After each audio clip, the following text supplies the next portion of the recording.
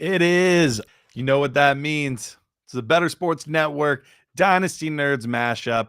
The best thing you could be doing on a Wednesday night is hanging out right here. Look, it is getting down to that nitty gritty end of the year stuff.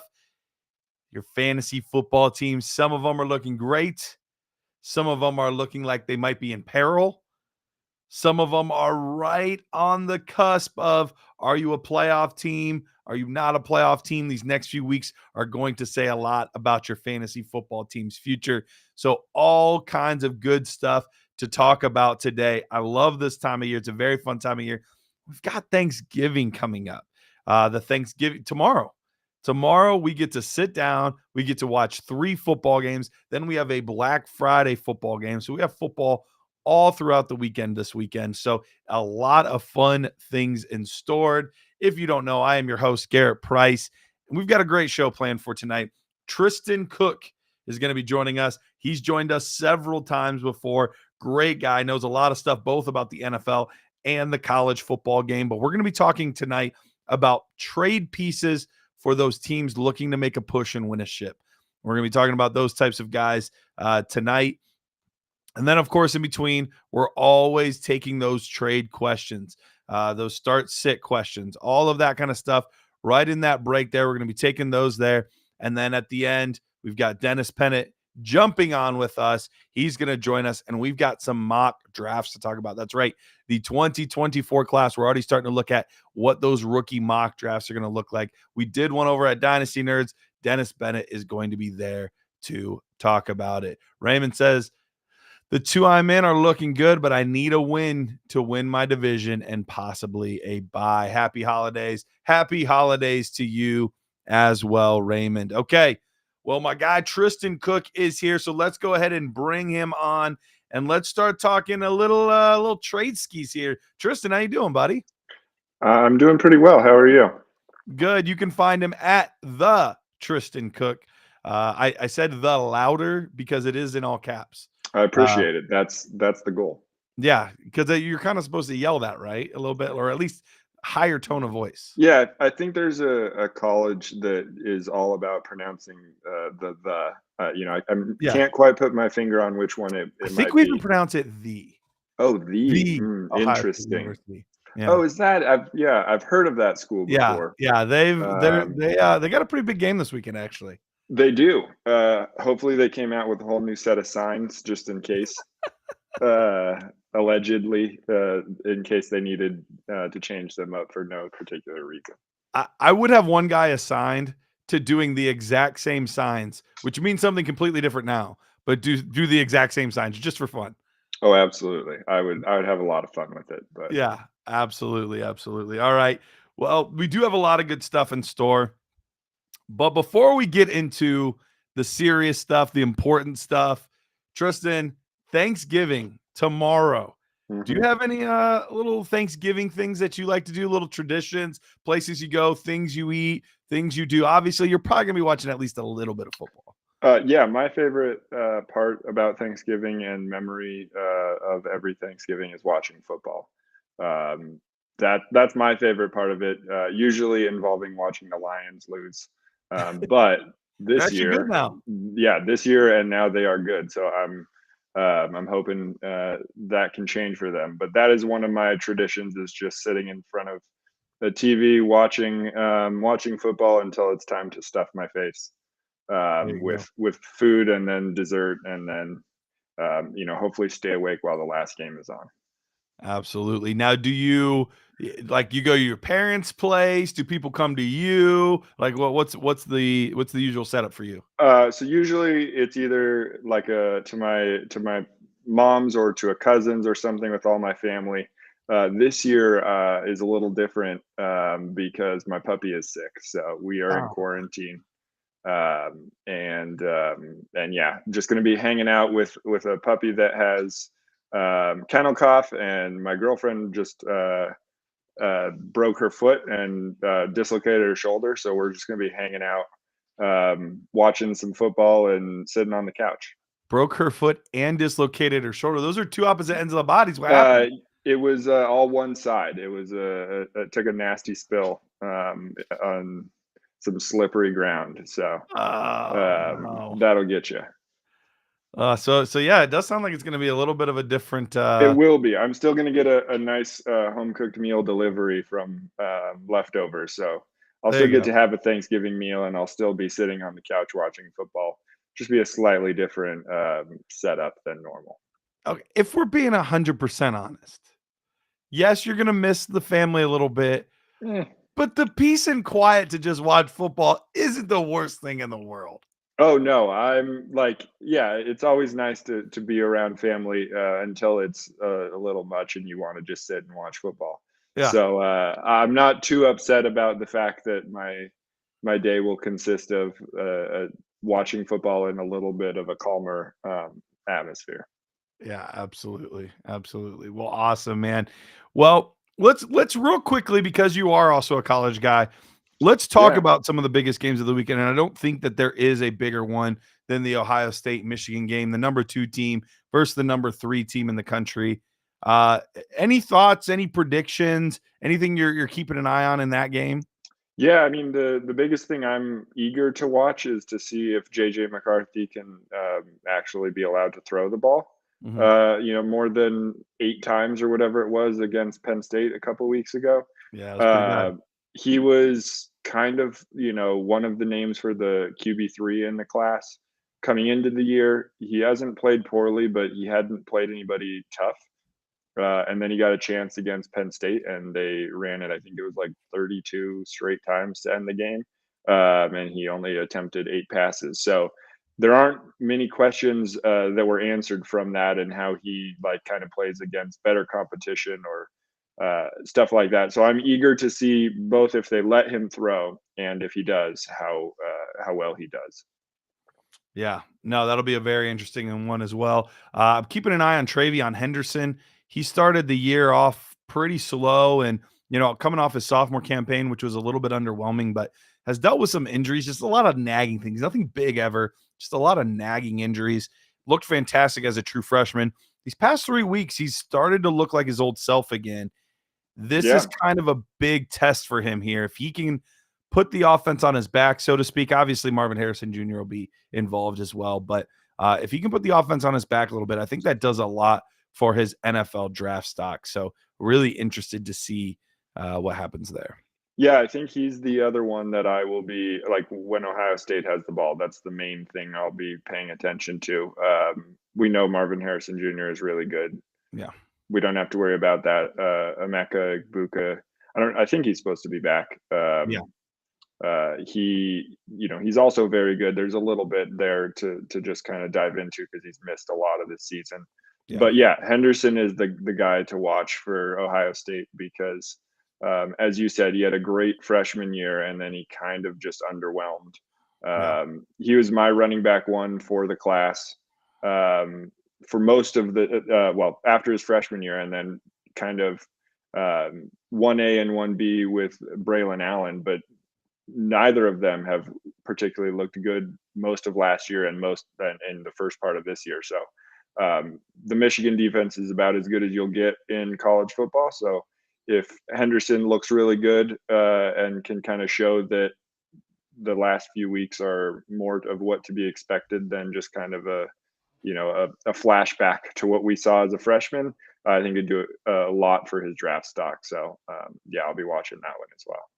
Absolutely, absolutely. Another game that's a pretty big one, Oregon State. This week we've got number 6 versus number 16, and we've got some potential NFL quarterbacks, a guy that might even go first round. Anything you want to touch on there real quick? Yeah, I was not a big believer in Bo Nix. He's kind of continued to surprise or just continue to put up good numbers and make a bit, NFL throws and kind of making people draft him. I think he's going to end up being drafted.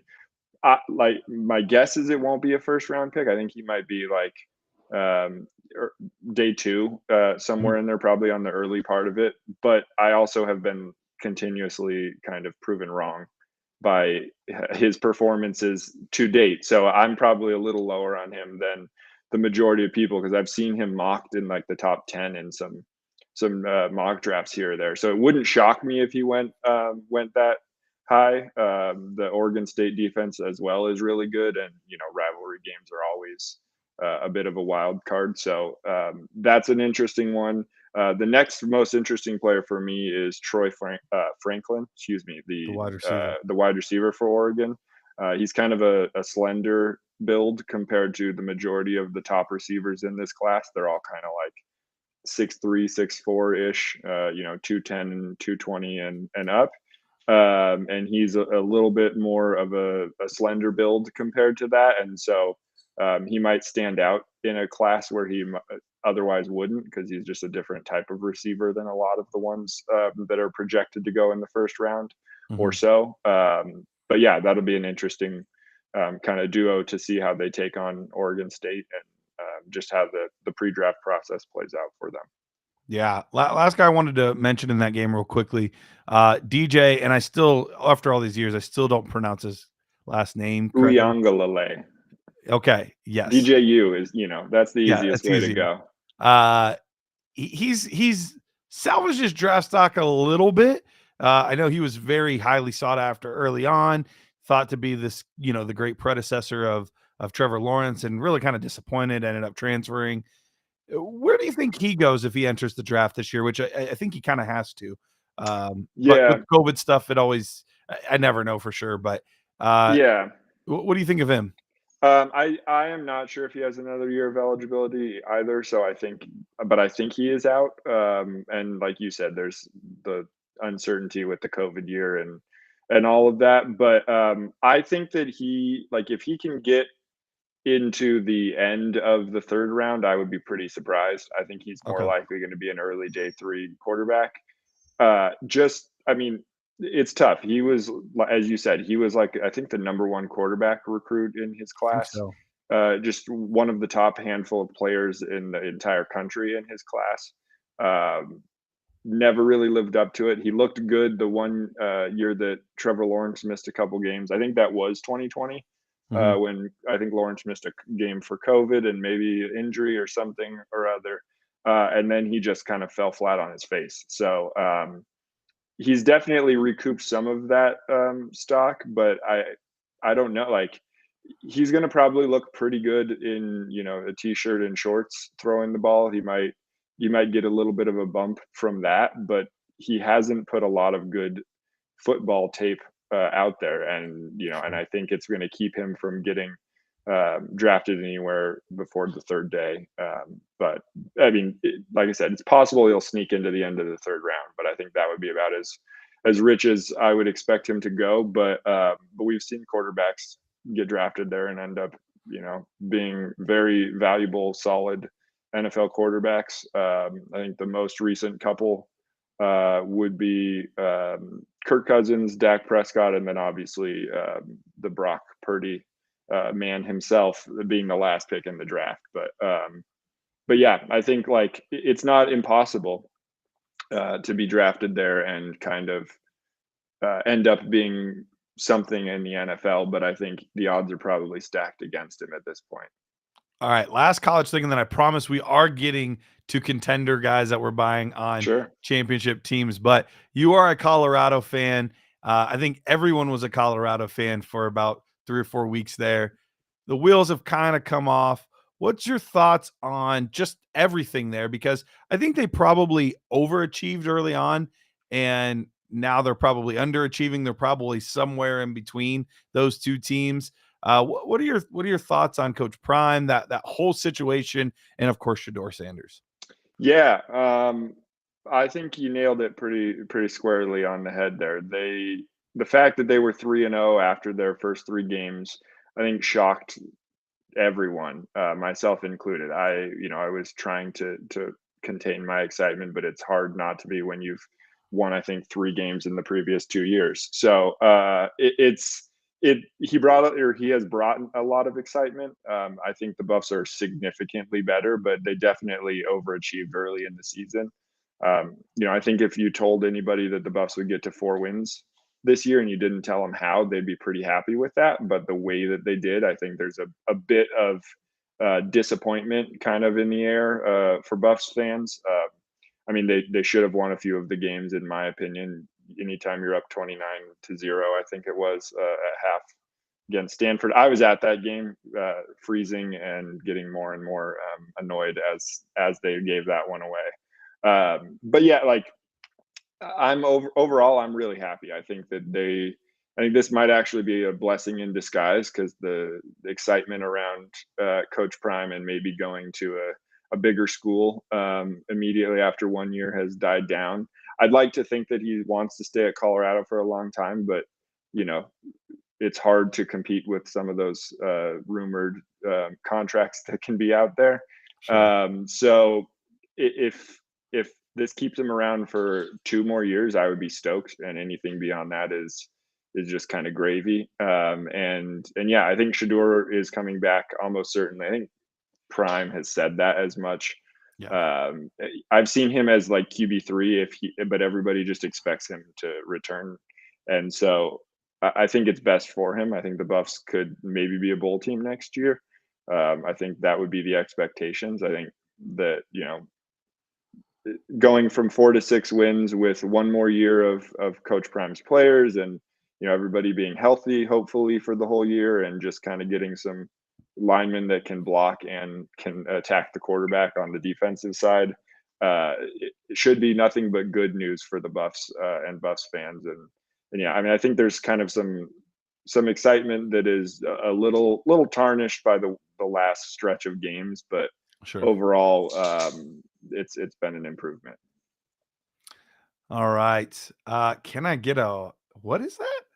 Robert saying Bowitaba? I have no idea. I don't know. I wondered if that was a Colorado thing I wasn't aware of.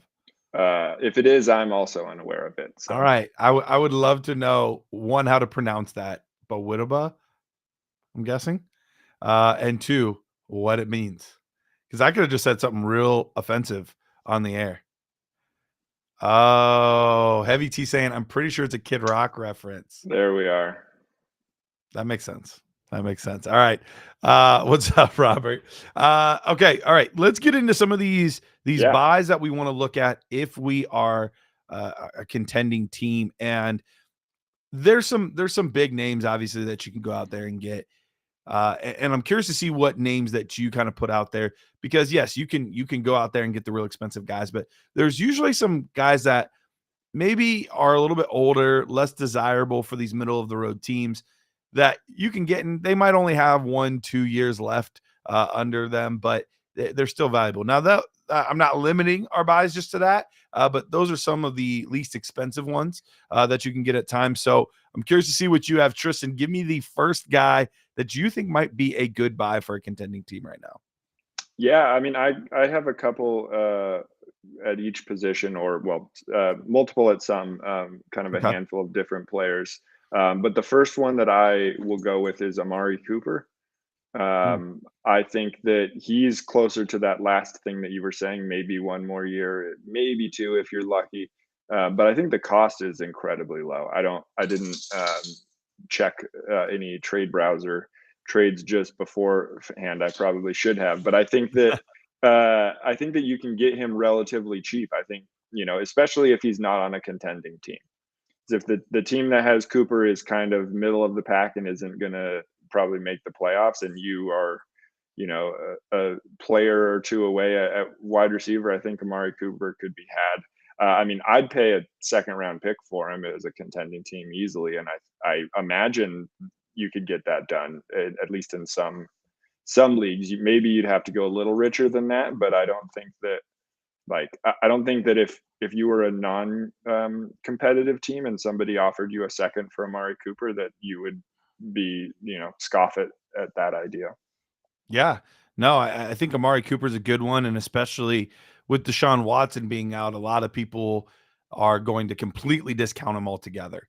And so the price has never been lower, and it'll probably go up again next year, even though he'll be older. It'll be more expensive once again, just because Deshaun Watson's back. So that's a great one to look at.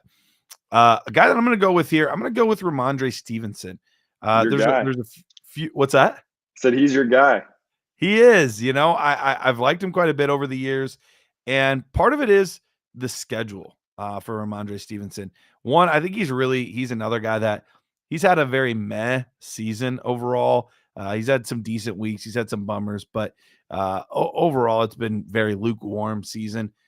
But his end of the season schedule is pretty nice. Has one of the top 10 easiest schedules down the road, and specifically in the semis and in the championship game, two bottom 10 run defenses as far as fantasy points go against the running back. Denver and Buffalo in those two games. So two teams that you can run the football against. Two teams that sadly, it's true.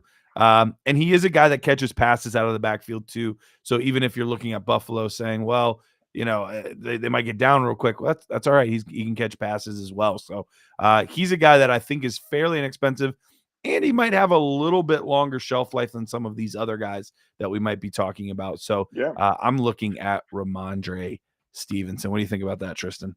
I like that one. I think that the biggest question I have there is the quarterback situation Sure. and how that might affect his production. But I think if you even if Zappy comes in, or if it's kind of back and forth, as long as they're not playing worse than they are now, I think that's a solid pick. Yep, My running back was David Montgomery, which a little different scenario, but he plays for the Lions, and I think the hype around Gibbs really depressed his value, and he's kind of taken over that Jamal Williams role, and pardon the pun, but ran with it.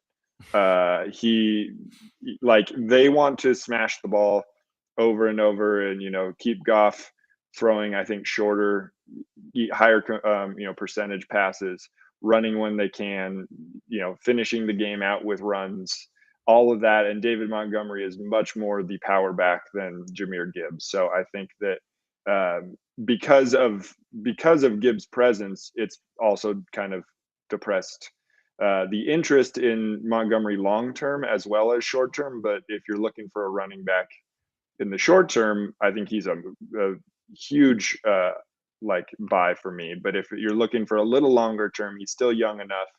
He still has the opportunity to be kind of that short yardage touchdown guy, which definitely holds value. Maybe not the highest value long term, but I think right now he'd be a really good addition to a team that needs a running back.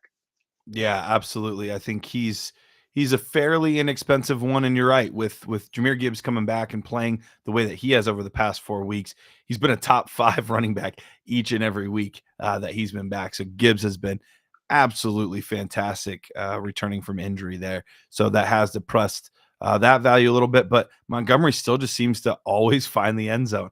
That's what Detroit does. They have a guy that is their goal line back, and when they get near that goal line, more often than not, that guy's getting the ball. So I like that call quite a bit there. This is probably the most expensive one on my list here. And there's good reason for it. He's played really, really well this season. He's really, truly established himself as the lead back in this offense. And the nice part is you're going to be able to hold on to him a little bit longer than some of the other names that I have on my list. But it's DeAndre Swift. DeAndre Swift, he's been playing really well. He just seems to be a hand and glove fit for that offense. If you're willing to give up a first round pick and maybe even a little bit plus, I think he's the type of guy that can elevate your RB2 spot from, let's hope we make it work, to, dang, I've got an RB1 now in my RB2 spot. His last couple games of the season too, he has Seattle, which is middle of the road in the week 15, so the first round of the playoffs. Then in the semis, the New York Giants, the 5th easiest against running backs, and then Arizona, the 7th easiest. So really, really soft playoff schedule. So a team or a guy that you can add to your team and then is going to be an absolute difference maker moving forward. So this is the one I'm paying up for a little bit, but I think it's going to be worth it. Yeah, I like that a lot, and yeah, I think he has the potential to, if your contending window is still opening or on the earlier part of it, I think that's a home run right there, because you get him for this year. He's producing really well. He might help you get to and win a championship, but he might do it for the next 2 years or so too. And that is Correct. a huge, a huge asset to have. And if you can pay, a first and maybe like a third, or maybe a first and a second, I don't know, like that's about as rich as I would pay. I have him on one team that I was trying to sell, and now suddenly find myself like borderline playoff position. And so I don't know, but I don't know that I would sell him for a first on its own. I probably would do it for a first and a second, but if you're looking to contend and you're really like, maybe you just, like you said, maybe your RB2 position isn't super strong, and you can get him for, a late pick in the first and second round. I don't think that's something that you should shy away from. Yeah, absolutely. Absolutely. All right. Who else you got for me, Tristan? So the last two position or players are at positions that I think a lot of people are looking to fill, myself included. I have a very strong team that it's a 2 QB, 2 tight end league, and one of my quarterbacks is Joe Burrow, and one of my tight ends is Mark Andrews. So I am like, I naturally was like, well, this might help me out. Let me see what guys I can go target. The quarterback for obviously just super flex or 2 QB leagues that I am looking to try to get is Sam Howell. Mm.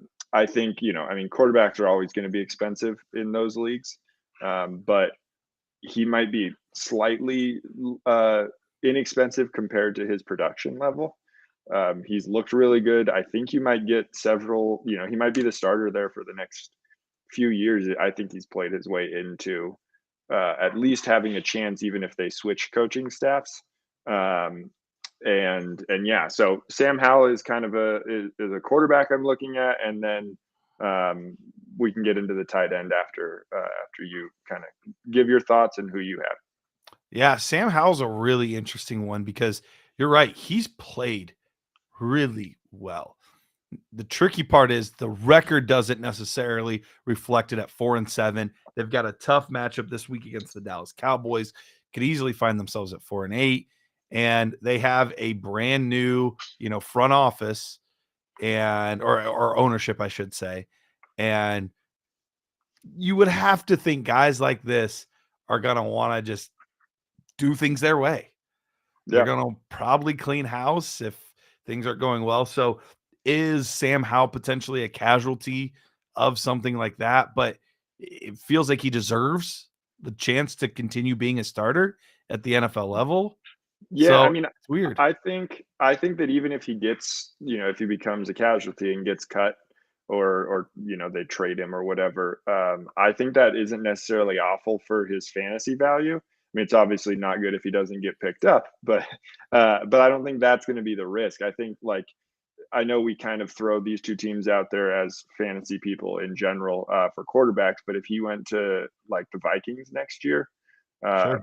I would love that. If he was on the Falcons, I think that he could be a lot better, a big step up at not necessarily the biggest price tag for a team like that.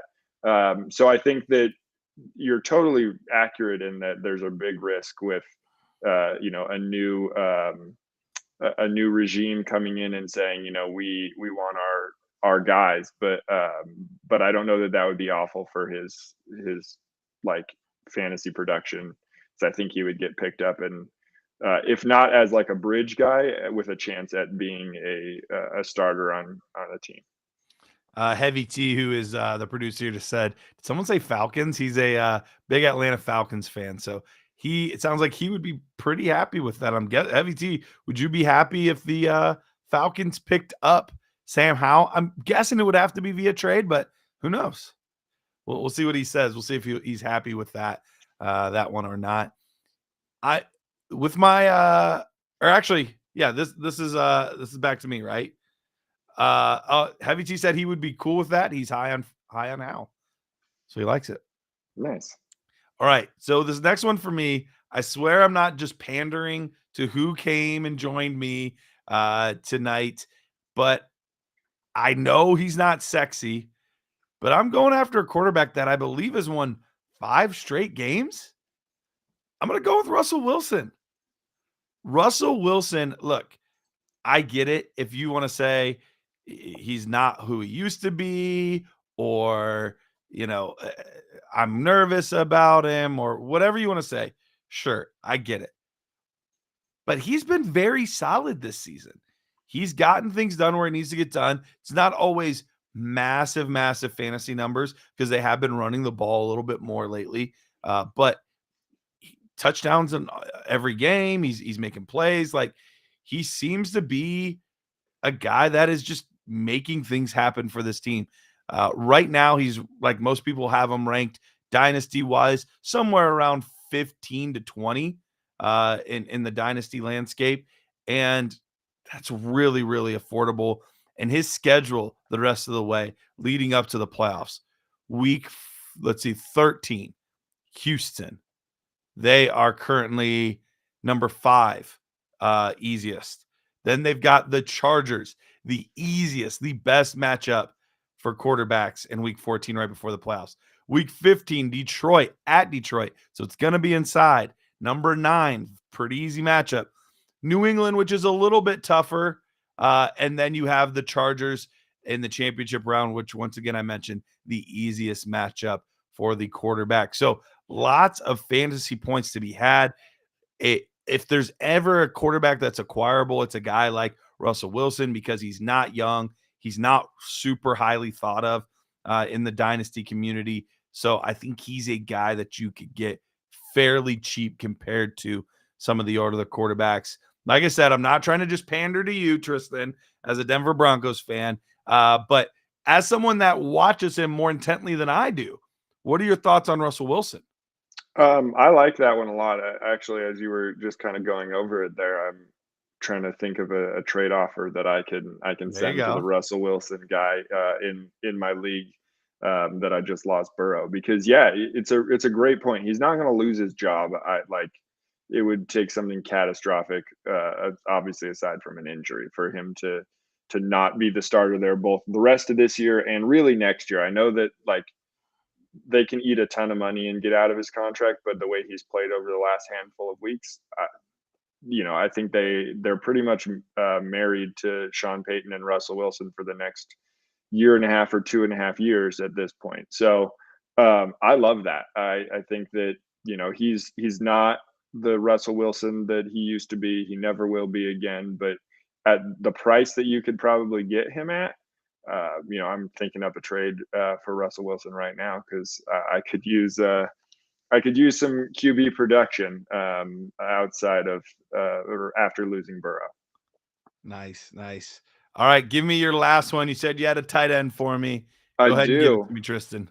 This one's probably, well, the price has probably gone up in the last handful of weeks, but he's still probably pretty inexpensive, and that is Trey McBride. Oh, Um, I like.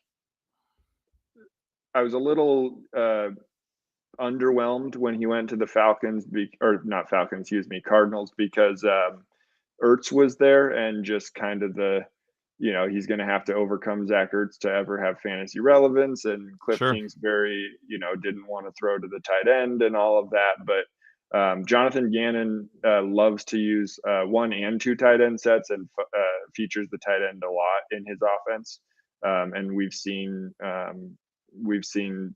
Trey McBride over the last month or so get more and more utilized in that offense and put up some solid numbers. And he's got the potential to be like at worst a startable tight end every week for the foreseeable future in a handful of years, and kind of with the upside to be one of these next, not necessarily top tight ends, but the guys that you can rely on week in and week out, that aren't going to cost you a ton, but that you would much rather have than playing the tight end touchdown game where you're hoping they score a touchdown. Otherwise, it's less than 5 points. Yep. So yeah, I like McBride a lot, and yeah, that's my target for anybody that maybe lost Andrews.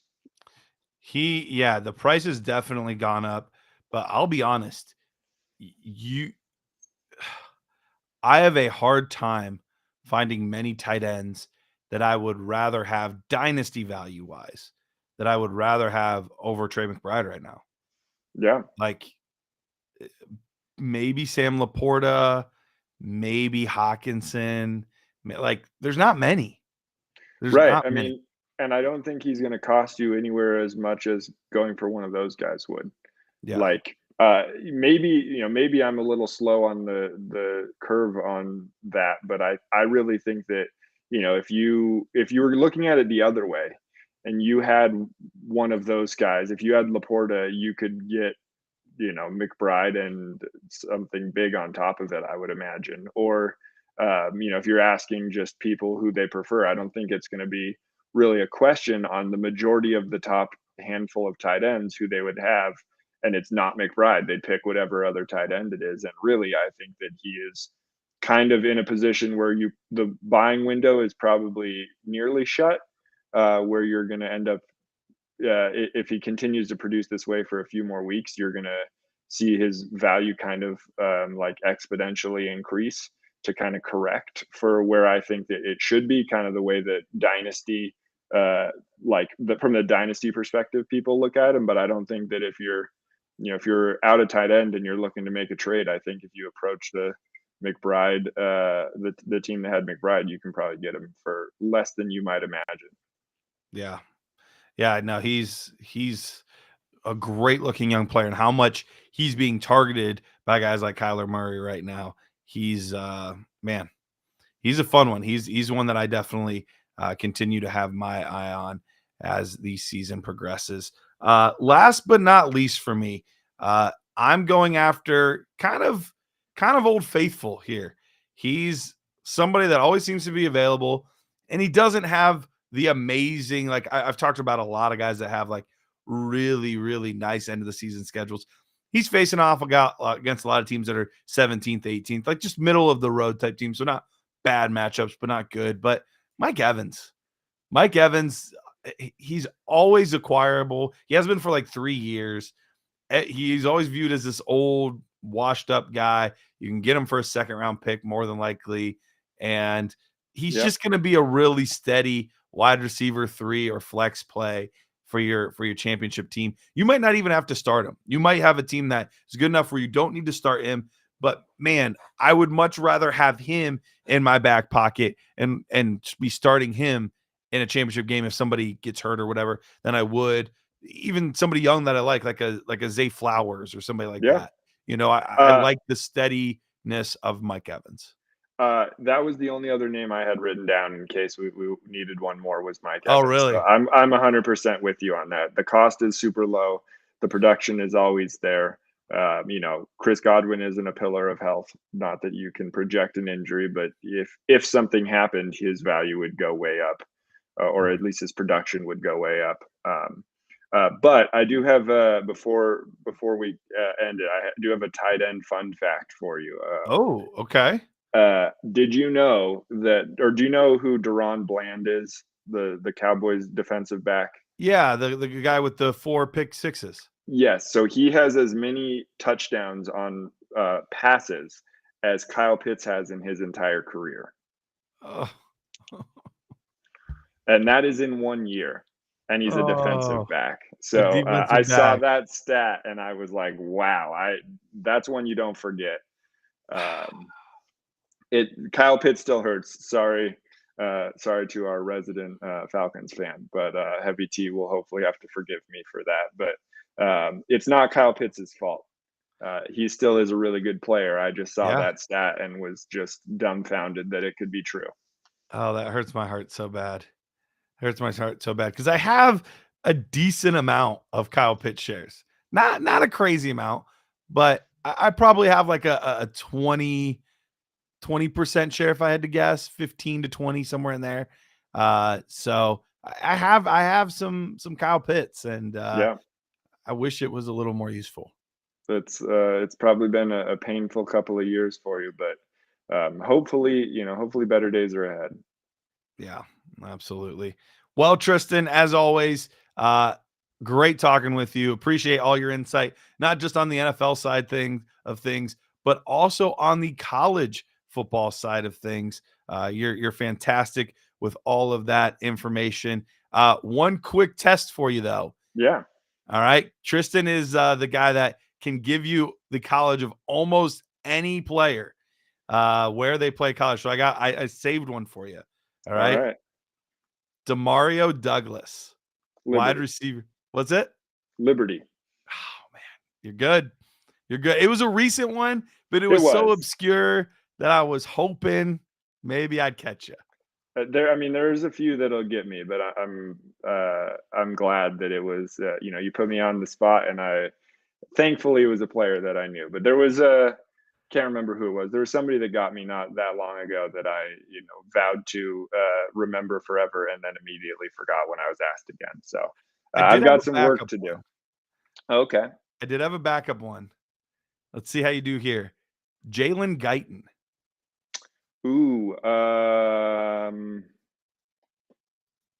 that is a good question. I'm getting him confused with Darden, because Darden was South Alabama. Jalen Guyton, wide receiver for the Chargers. Man, I think I'm wrong, but I'm gonna say Tennessee. Incorrect. North Texas. North Texas. Oh wow. Yeah. Okay. Who is the Chargers had a Tennessee receiver? Oh, it was Josh Palmer. Yeah. Okay. That was the one I was thinking of. You got me. Well done. All right. One for two though. You got Douglas, Liberty, and of course we're only giving you obscure schools because no layups here. That's fair. Shooting from deep. All right, buddy. Well, thank you once again for joining us. Do you want to tell the good folks anything before you head out of here? Yeah.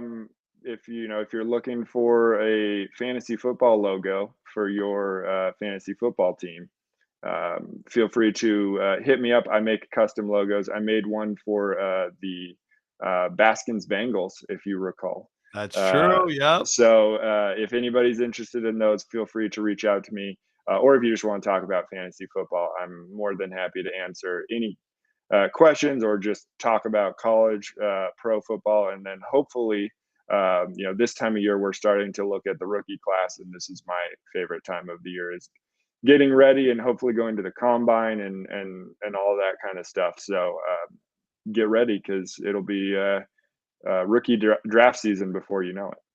Absolutely. Well, thank you once again, Tristan. We'll talk again soon, buddy. Yeah, take care. Thanks for having me. Not a problem, man. All right. With that, let's go ahead and go to break. I've already seen the questions, but if you're not sure, not aware, get their trade questions in, your start sit questions. I'm going to get to all of those right after the break here on the Better Sports Network. The Bears have to be one of the most inept franchises of any sport I've ever seen in my entire life. And they share the city with the White Sox, who are also inept. Like, that is how bad the Bears are. I just don't understand how you can go your entire existence and the quarterback that wins you a Super Bowl is Jim McMahon. You couldn't find anybody else. They don't have a good history with quarterbacks, and they let him be the quarterback for a long time too. Deshaun Watson and Patrick Mahomes right there. Mm-hmm. And you drafted Mitch Trubisky. They were right there. I there's a lot of pain in being a Falcons fan. The Bears are one of the teams I could argue they might have it worse, and they have a Super Bowl. And when the best quarterback in the past 50 years is Jay Cutler, you have a problem. That's so funny that you just said that. We were talking about Jay Cutler the other day, me and my friend, and I was like, yeah, he was on, because we were watching the Colorado Rockies game against the Giants, and it looked like he was behind the thing. I was, yeah, well, he played for Denver most of his career. We looked it up. Chicago let him be their starting quarterback way too long. Here's the thing, too, is that Jay Cutler wasn't bad. Like, he was erratic.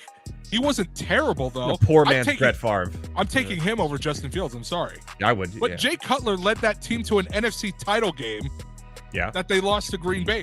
But he's gotten farther than anybody else. You want to know who the other starting quarterback was for the Bears in the other Super Bowl appearance they made? It was Rex Grossman. What are we doing out here? It was Rex Grossman and Kyle Orton was the backup. How are you that bad? Bro, like, oh my God. Listen to the top 5. According to Football Reference, the top 5 greatest Bears quarterbacks of all time. Jay Cutler, number 1. I can't believe it. Sid Luckman, who last played in 1950, is number 2. Jim Harbaugh is number 3. Jim McMahon, the Super Bowl winner, is number 4, and he played there for 6 years. And Mitch Trubisky, no way, is number 5 on the list as terms of passing yards go. All right, we are back. Heavy T loves playing that clip. Him just absolutely bashing the Bears franchise. As a fan of the Browns, I can commiserate. It is it's a heartbreaker when you just can't figure out the quarterback position. All right, let's get to he says I do love playing that one. All right, let's get to some of these trade questions, some of these start sits, all of that good stuff. LaRue, he says I'm 11th in my league, but I can still make the playoffs. My starting Superflex team is Lawrence, Madison, Herbert, Diggs, Chase, Deontay Johnson, Higbee, Judy, Sanders, and Geno. Should I tank? At this point, if you're like, I can maybe sneak in the playoffs if everything's perfect, that's not the time that you want to make the push. You want to make the push when it's like, my team is so good, I don't see how they don't win.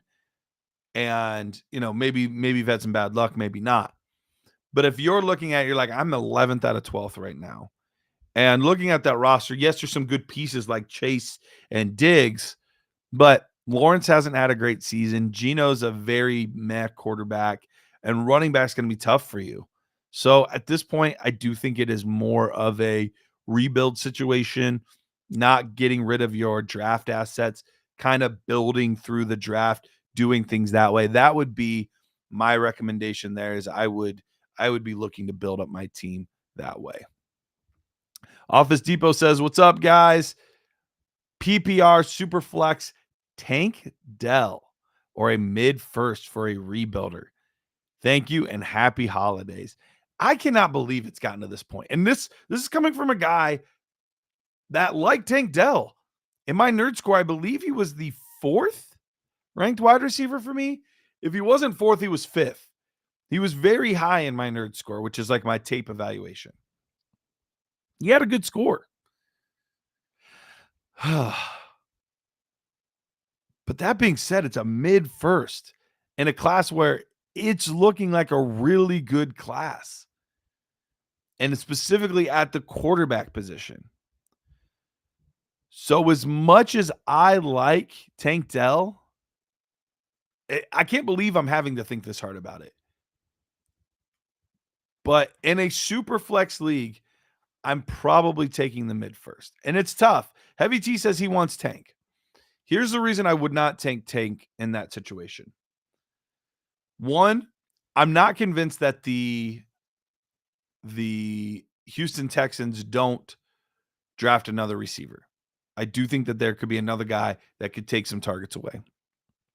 2, I do think they improve the running game to where they don't have to throw the ball as much as they're throwing. And especially if they improve their defense, they're not going to be behind as often.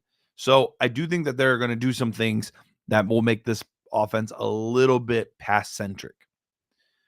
3, if I'm in a position to potentially get a quarterback and a first-round quarterback, because right now there's rumored to be as many as 5 quarterbacks that are going to go in the first round.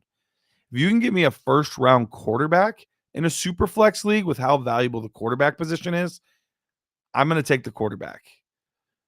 So if that pick's going to be somewhere between like 5 and 7, I'm probably going to be taking I'm probably going to be taking the pick. It's close, crazy close. And if it's a late first, then it's Tank Dell for me. But otherwise, I'm going to go with the mid first. Really close. Robert, I apologize for not getting the Kid Rock reference. I am a little embarrassed. That was those were some good years. And I missed it. And I messed up. And I apologize. All right. Mr. OG Hippo says full PPR, pick 1. Romeo Dubs, Rashid Shaheed, or Demario Douglas. Thanks. Whew. All right. Let me look at my rankings, what I have going on for this week. I know where my gut initially said, but I'm curious if my gut lined up with my rankings. Whew. All right. So right now, I currently have the order Demario Douglas, Dobbs, and then Shaheed. It's close for me.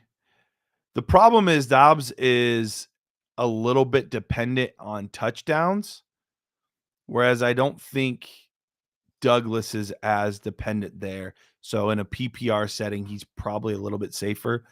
But if you need the upside against Detroit, which could be a decently high-scoring game, you could see a touchdown or even 2 touchdowns from Romeo Doubs. Actually, I think I'm talking myself into it. I think I'm going to go Doubs, slightly ahead of Douglas, who's ahead of Shaheed. Really, really close though. Uncle Ted, what's up, Uncle Teddy? He says Jeff Wilson Jr. could easily be the random league winner that pops up late every year. Absolutely. With the banged up backfield that we have right now in Miami, nothing is safe. Absolutely nothing is safe there. Jeff Wilson Jr. could easily work his way into a role. He's a guy that they trust around the goal line, so we could see some touchdowns there from a guy like him. So he's absolutely correct when he says he could be like the random guy that just pops up and wins the league for people. He could easily be that guy. So I do think that's a good call, Uncle Ted. We could see that from Jeff Wilson Jr. Raymond says, would you say that Kyle Pitts has been a bust so far? I think you'd have to. I think you'd have to for fantasy football purposes. I think he has been a bust. Do I think that's his fault? No. Do I think he's a bad player? No, not at all. I think he's one of the most talented tight ends in football. But at the end of the day, you don't score fantasy points on how talented your players are. You score points on how many points they get, how many yards, how many touchdowns, how many receptions, things like that. And unfortunately, in this offense, he's just not getting that kind of workload. He should be, but he's just not. And so when we were talking about him in the same breath as Mark Andrews and Travis Kelce, and he's going to be the next one of those guys, and dynasty value-wise, he's going to be absolute gold, take him towards the top of your drafts. We're taking him ahead of guys that are fantastic players. And looking back on it, it hasn't worked out that well. You would much rather have Travis Etienne, who you probably drafted behind Kyle Pitts. So when those types of things kind of pop in, you're like, yeah, he probably is a little bit of a bust at this point. All right. Cody B says start 3. Douglas, Drake London, Singletary, Flowers, and Sutton. I literally have Sutton and Drake London back to back. I will take London slightly ahead of him because of that Cleveland Browns defense. They're playing really, really well. So I'm going to put London ahead of him. I like Singletary quite a bit. So the way he's been playing has been fantastic. And Zay Flowers, especially against this Chargers team, this could be a really high-scoring affair. So I think I'm going to go Drake, Singletary, and Flowers, and I'm sitting Douglas and Sutton. Yeah. Yeah, I think Sutton. All right. Let's see. Cody B says, as a Packers fan, I enjoy it. Tank Dell is paired with Stroud for the next 4 years. He's a superstar. Look, he could be. He absolutely could be. He's been playing really, really well. It's just that opportunity to get that quarterback is the thing that's very, very enticing for me. Dynasty Price, terrific feedback. Thank you. I'm sharing this with potential trade partner. Mark says Tylan Wallace, Brian Edwards, Sky Moore. Any hope for any of these guys? At this point, Tylan Wallace and Brian Edwards, no. I think we're at the point where almost zero. Sky Moore, I'm still holding out a tiniest little bit of hope for Sky Moore just because he is still in the offense. He's still being utilized on the first team. If something breaks the right way for him, he starts getting utilized a little bit more, he could still become a usable piece, we'll say. A usable piece. So I haven't completely given up on him, but the other two, yes, completely. The hope's gone. I realized I skipped one. Raymond Walker says, should I start Romeo Doubs or Rashee Rice? Rice has played really well lately, and he is absolutely moving up boards. They've got Vegas this week, team that they should handle fairly easily. And this is another situation where I have these guys back to back. So it is a true coin flip. Sometimes, I'm about to give you bad advice, which is weird. You're like, I'm coming here for good advice, Garret. Why are you giving me bad advice? I'm about to give you some bad advice, but it's fun advice. Sometimes I will start guys on Thanksgiving Day simply because I'm excited to watch them play and just sit down and just watch them. It's fun to have an extra rooting interest in those games. So is it good advice? That shouldn't be the reason, but I have done it. If it's close, if it's a coin flip like that, that's kind of how I make my determination. I think Rice is probably slightly safer, but I think Doubs has a much better chance of getting in the end zone. So I would say I'm going to go with Doubs, but it's really close. Cody, thank you. Cody said he does the same thing at times, and I'm not saying like, oh, I'm going to start Jared Goff over Patrick Mahomes because no, I'm not saying that. But if it's a coin flip, if it's a toss up, if I'm going to be able to get to sit and have a rooting interest in this player, I'd prefer that. All right, Vincent. Vincent says, what should I do with Gabe Davis? I keep on playing him. I hope he's going to have a huge game, and he has done nothing in recent weeks. Should I try to trade him? And if so, for what? Or hold? These are guys that are absolute landmines on your team. Guys that you cannot trust even 50% of the time. Even though you know that they're going to have these 3 touchdown games, they're absolute landmines. Trade them for you'll probably only get a late second, and I'm okay with that. I would absolutely take a late second because he does you no good on your bench, and you're going to start him at times and he's going to get you 3 points. And on top of that, I don't think he's with the Buffalo Bills next year, and who knows what team he goes to then. Are they going to utilize him the same way? Sure, maybe it's better, but more than likely, there's not many situations that are better than being the number 2 wide receiver for Josh Allen. So I'm moving him for late second, 2/3. He was a really hot name a couple years ago, but the consistency never really seems to be there for Gabe Davis. So Vincent, I'm sorry, my man, but I think it is time to move on. All right, let's go ahead and go to a break. When we come back, go ahead and put more questions in the chat. I'll get to all of them before we get Dennis Bennett here on the show. But we are going to go to break real quick. And I was going to say something else, but we'll wait. Let's wait for it. I'll see you guys here in a minute on the Better Sports Network. Of the NHL games, I had a conversation with Coop Coupe Fiasco yesterday Nice. when we were producing High Stakes, and he was talking about playing video games. And since he covers fantasy football, I said, "Hey, are you going to be getting the new Madden this year?" And he goes, "Yeah, I don't really play Madden. I play NHL." And that tells you, and it really does, that I do feel that the NHL game is better than Madden. I feel like Madden is overrated. The NHL game is so realistic. I don't know if you guys saw the trailer and all the new additions that they added to this game, but it really looks good. I tried finding all the games that I had of NHL, and I thought I had a lot. I only have 4 of them.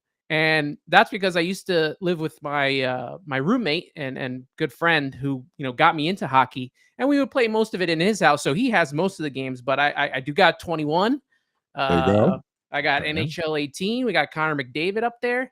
There you go. NHL 12, I think, was the start of the new consoles for me. But the big one, Okay. the holy grail of NHL games, NHL 94 Oh, for there the you go. Sega I mean, Genesis, there. right there. Look at that. Look at that beautiful cover. Look at it. Looks like a VHS tape.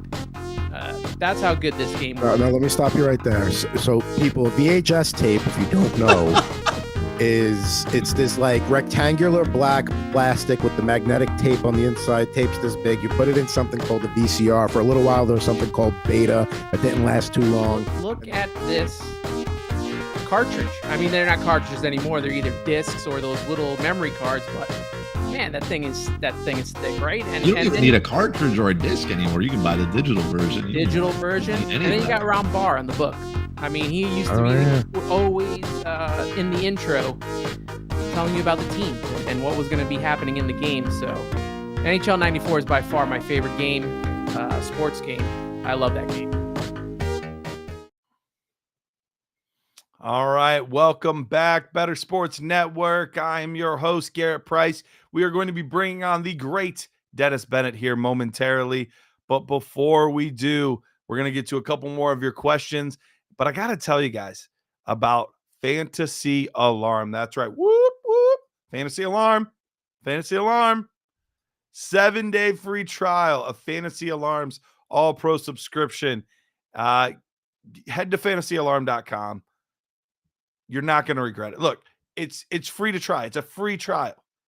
So go there, fantasyalarm.com. Try their all-pro subscription for 7 days. If you don't like it, you got something for free for 7 days. But if you do like it, sign up, support. Great platform. They've got all kinds of stuff at the different times of year, start sits and draft guides and stuff for DFS, all kinds of stuff there over at Fantasy Alarm. So head over there, fantasyalarm.com. That's fantasyalarm.com. I don't know why I made the whoop whoop sound. I feel like that's what alarms sound like. So I made the sound. But now I kind of regret making the sound. But maybe I shouldn't regret it. Okay, let's get into some more of your questions. Heavy T said that was definitely a sound, which is a statement of fact, but wasn't really he didn't really affirm me in this. So I'm a little self-conscious about my alarm sound now. My guy LaRue over here says some guys like Pitts and Bijan make me fear to tank. Stroud was the 106 in my Superflex dynasty. It is so easy to make an error. I'm surprised he fell that far. For us, he was the number 3 guy for our Superflex leagues. We had him ahead of it went Bijan, Anthony Richardson, and then him for us. So I'm not ready to give up on Bijan at all, too. He's in a similar situation as Pitts. They both have just been Arthur Smith. Hopefully, actually, I'd be really interested to hear Tyler's thought on this. Would you be okay with the Falcons losing most of the rest of their games, not making the playoffs, if that means that they get rid of Arthur Smith in the offseason? It didn't take him any time at all to respond. Absolutely he would. Honestly, he said like 1,000,000,000%. I didn't count the zeros. It could be 10 million. I don't know. But that being said, he's absolutely all in for something like that. Honestly, the best thing for them, even though they're only one game out of the playoffs at this point, I feel like is to, if they finish the season with 4 wins, got a top 5 pick, and got a legitimate quarterback. I think that would be the best thing, and get a new offensive mind. Maybe who is it? Ben Johnson, Brian Johnson, something B Johnson from Detroit, their offensive coordinator. He's been fantastic. You get somebody like that in there, you get a good young quarterback. Things could be cooking. All right. Cody B says, I know we are far from draft season, but my 2 quarterback, 10-team PPR league, Dax, Mahomes, and Love. So 2 really good quarterbacks and, a decent third one. Gibbs, Brees, Adams, Dell, Flowers, London, Godwin, Pitts. I have 3 firsts, probably the 101, 105, and then 109 or 10. Who am I taking here? And he said, am I wrong for taking Marvin Harrison at the 101? I want him so bad. Okay. I'm never going to say that you are wrong for taking somebody that looks like a generational talent at a position. I don't think you're wrong for doing that. But do I think it is the most prudent move? I don't. That being said, the way I look at things is you always you draft the best player available, no matter what, depending on your format, obviously. But whatever the best player available is for your format, you draft that player. And then you trade for the positions that you need. So what I would be doing here is I would be looking at the guys at 102 and 103. And I would see how badly do they need a quarterback. And then I would trade down to 102 and 103. So that way, or 103, I mean. So that way I could acquire Marvin Harrison Jr., but I'm then gaining draft assets or players on top of it because people will pay a lot to come get a Caleb Williams. People will pay a lot to come get a Drake May. Now, sure, you always put yourself at risk of somebody leapfrogging you and getting Marvin Harrison Jr., but the saying you can never go broke making a profit really applies here. He said, I don't think I can get. So you think in your league, no matter what, Marvin Harrison Jr. is going at the 1-1 in a 2 quarterback league, not even a super flex league, in a 2 quarterback league. I'm curious to see what he says, but that's okay. He said, yeah, that's tough. That's tough. So basically you're saying the only chance you have to get him is if you take him with the 101. Like I said, I don't think I would do that personally. But would I blame you? No, I would not blame you. But I don't think I personally would do that. Because remember, it's also a good wide receiver class. And you have a pretty decent wide receiver core. Not elite, but you have a pretty solid wide receiver core already.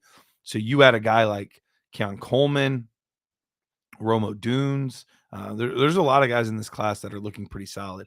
So I get it. And there are players that we really, really want. Neighbors looks great too. Yeah, there's like 5, 6, 7 receivers in this class that look just filthy. Absolutely filthy. So it's going to be a fun wide receiver class, but I don't blame you at all for wanting Marvin Harrison Jr. And I don't think it's a bad move. I just don't think it's the most prudent move. If I tank, who should I target at 102? If that's the case, Superflex Dynasty, you're looking at one of those quarterbacks. You're looking at Caleb Williams. You're looking at Drake May. You're looking at one of those guys. If one of those really falls off for whatever reason, the guy we just talked about, Marvin Harrison Jr., I think is a great player. But you're always targeting with one of those top picks. You're always targeting a quarterback unless it's just a really, really bad quarterback class. So you're always targeting the quarterback in those situations. And then if you don't need a quarterback or you don't like that specific quarterback, whatever, trade back. I'm always fine trading back because then you're not taking a lesser valued player high. You're trading backward, getting the guy you initially wanted, but getting an additional draft capital or an additional player on top of it. So I'm a big fan of moving around your draft board to get guys you want, but not overpaying for guys that they're not worth that price tag. So that's the big thing for me is I don't want to overpay. I want to make sure that I'm taking the best players available on the board, regardless of position, because I can always make trades later. You only get a chance to draft there one time. You can always make as many trades as you want later to fill needs or wants. But you got to make sure you get the best player off the board in those rookie drafts. And so that's why I'm always there. Draft best player available and then trade for need later. All right. I think that wraps up our questions for now. If anybody has any other questions, feel free to put it in the chat. We are getting close to having Dennis Bennett on. So we are probably going to go to our last and final commercial break of the show. I know we do a few here, kind of congested, but we don't do any at the beginning. We don't do any at the end. We like to keep those conversations flowing between our first guest and our final guest, which is always the same guy, the legend, Dennis Bennett. So let's go ahead and go to break. When we come back, we'll talk to Dennis.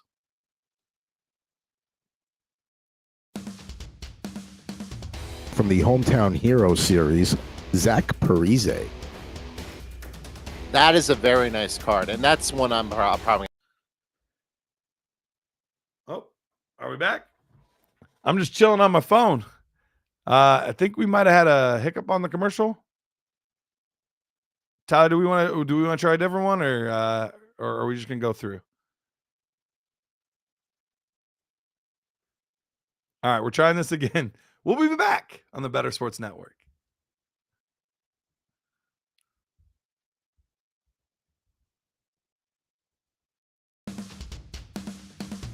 From the Hometown Hero series, Zach Parise. That is a very nice card, and that's one I'm probably have to organize a little trade ski with you because I would actually like that card. I mean, you got downtown Newark in the background. I mean, that Newark has never looked so good. No, it is not. We'll put that back up on the screen. I just want to have a penny sleeve ready, and yes, we can absolutely work out a little trade ski for that because that belongs in a Devil fans collection right there. I'll trade you the Braden Schneider rookie card for it. Done. There we go. The first card for card trade on Rip and Riff history. And it was that easy. It was that easy. That's because, because neither one of us are jerks. And it's the same thing when we try and do fantasy trades. Like, we don't try and screw each other. We have conversations. If there's a fit, there's a fit. If it's not, it's not. We don't try and, take the other one over the barrel. So there you go. In a penny sleeve. Hometown hero, Zach Parise. He was among the league's most productive goal scorers in 06-07 and followed up with a terrific regular season with an even more impressive postseason. And then they talk about what he did in the first round series against Tampa Bay that year. So that's off to the side for you. That's true. And, if this is it for his career, he had a hell of a career. He did. Hopefully he comes back one more year with the Islanders, but if he doesn't, hell of a run.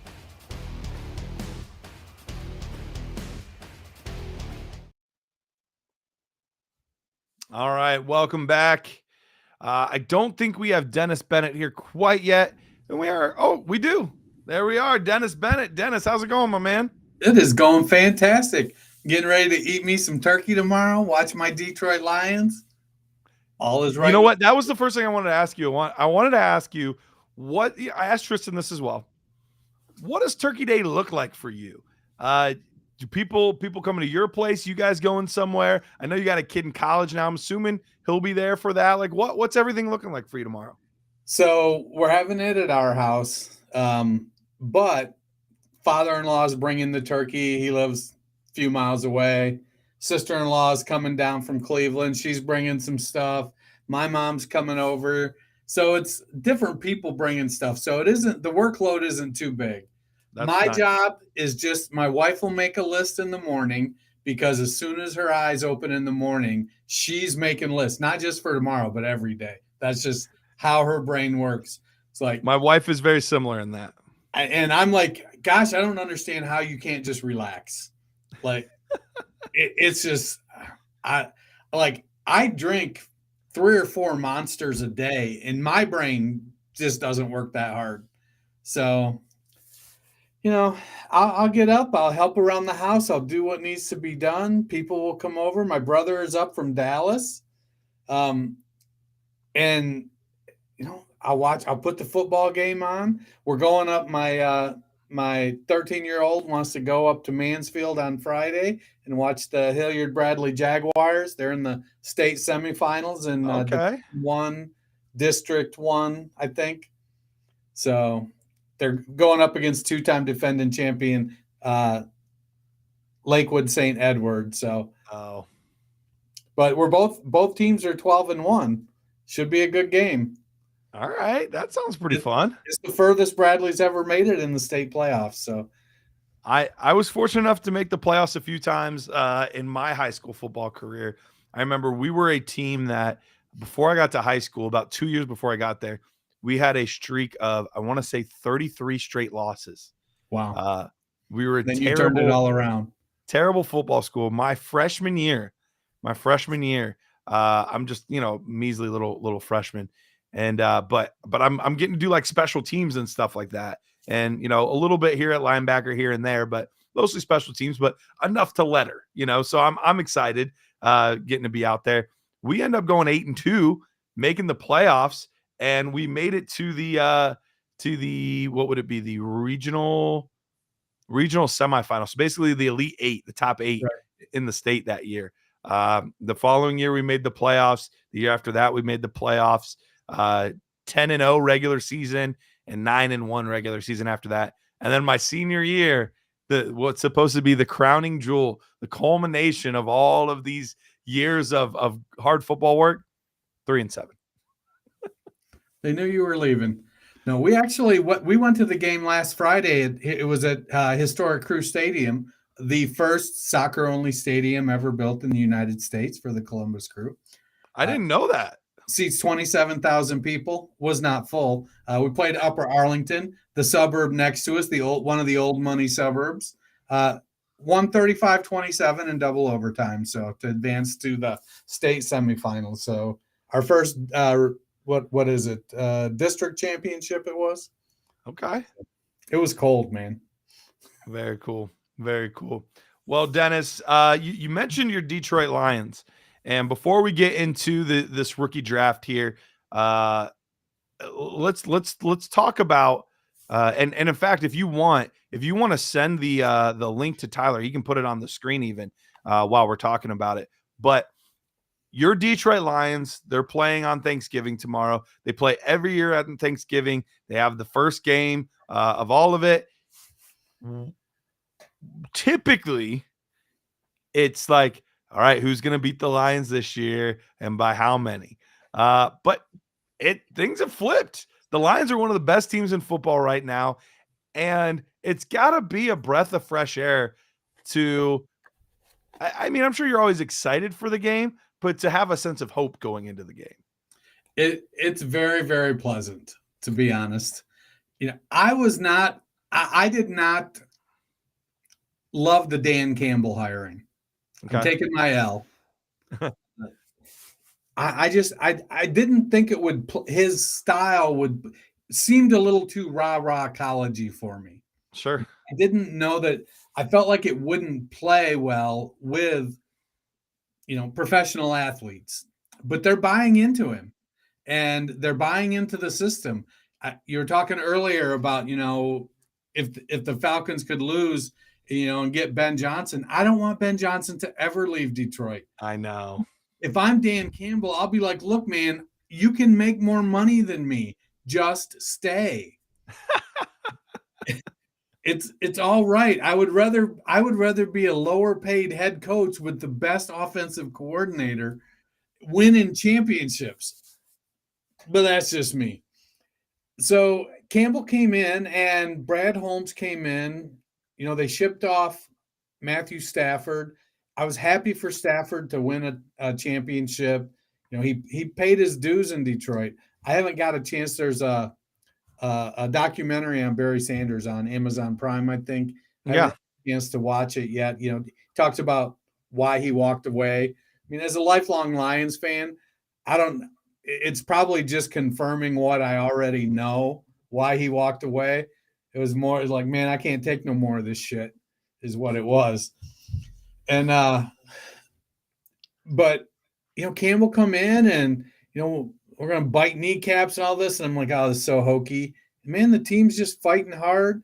Jared Goff is playing well. And yeah, there's the home road split thing, but Sure. you know, that's kind of coming around. They've made some good draft picks. Maybe they made them out of order a little bit. You know, maybe their second rounder might have been their first round. It should have been their first rounder and vice versa. But, you know, their fourth rounder should have been their third rounder. But the guys are all playing. And at the end of the day, does it really matter what round they were drafted in if they're playing? They've got a strong offensive line. They're building up the defense. And David Montgomery and Jahmyr Gibbs are producing for the Lions, and they're producing for fantasy. Yeah. No, it's a great point.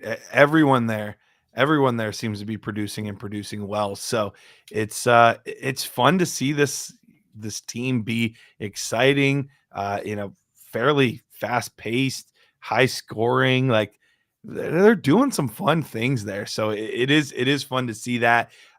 Dennis, do you typically, obviously you watch the Lions game, do you try to catch all the games, or is it like it's tough to get all of them in with the family and everything? Or how much football do you usually get to watch?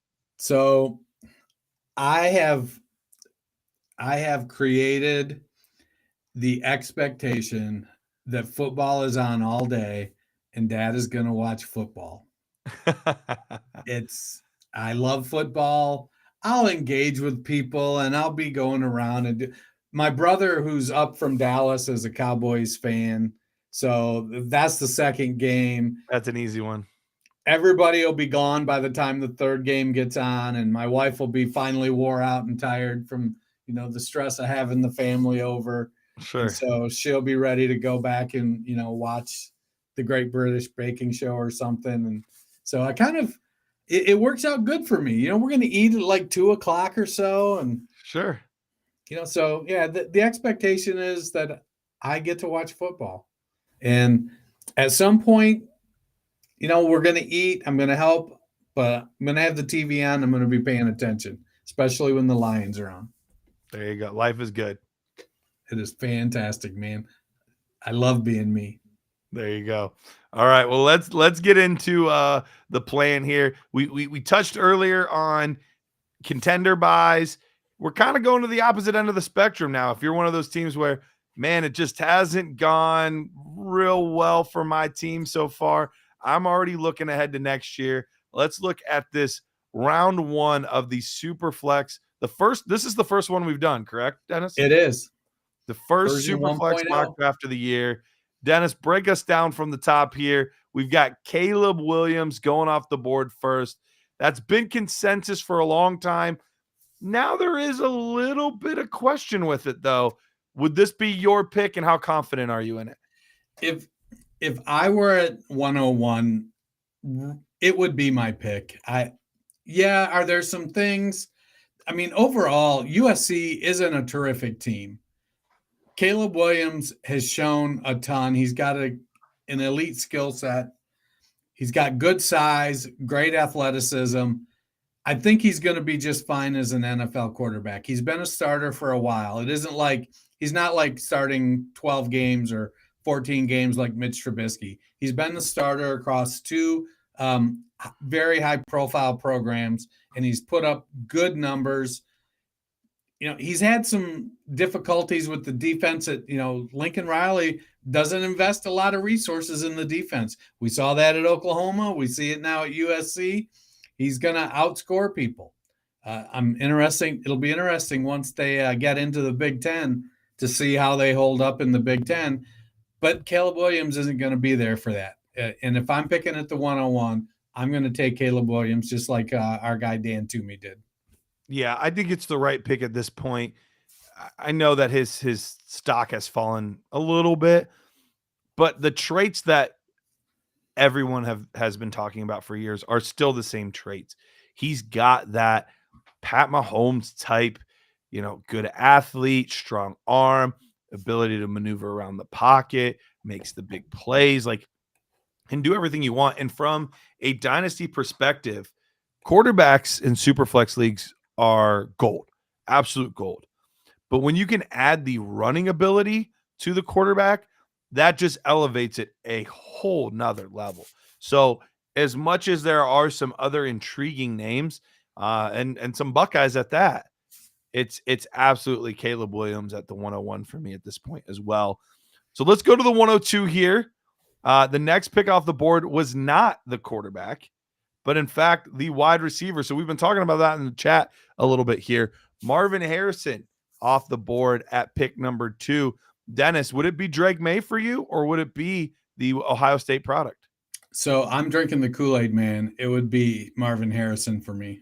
Okay. I would have to be in a situation where, and the hard thing is that wide receivers have elite wide receivers have a pretty long shelf life as well.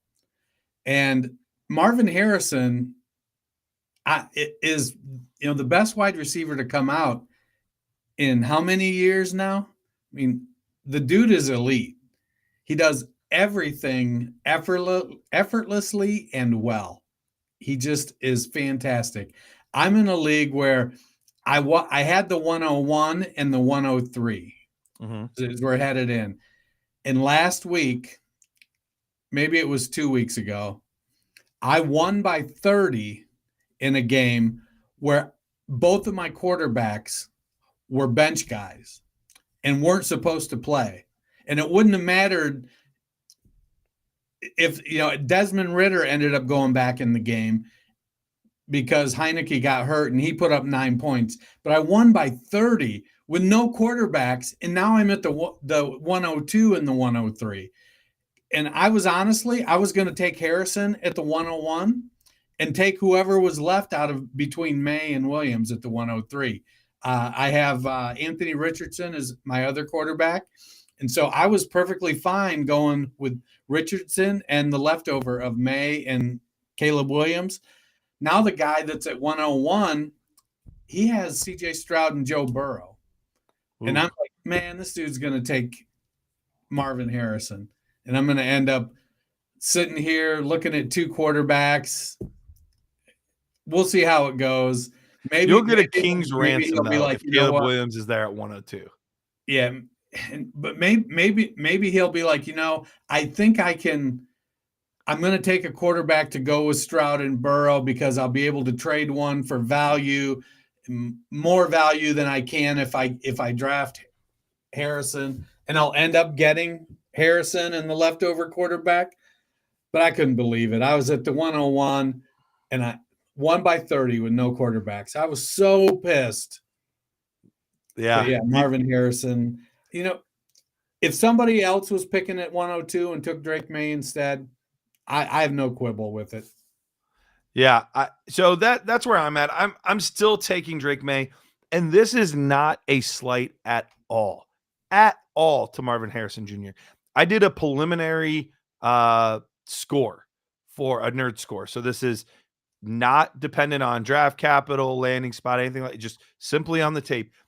After his sophomore year, so had nothing to do with this season, just after a sophomore year, did a preliminary score for Marvin Harrison Jr. The highest score, the 2 highest scores we've ever had were actually the top 3 were Devontae Smith, Jamar Chase, and CeeDee Lamb. 3 highest scores we've had.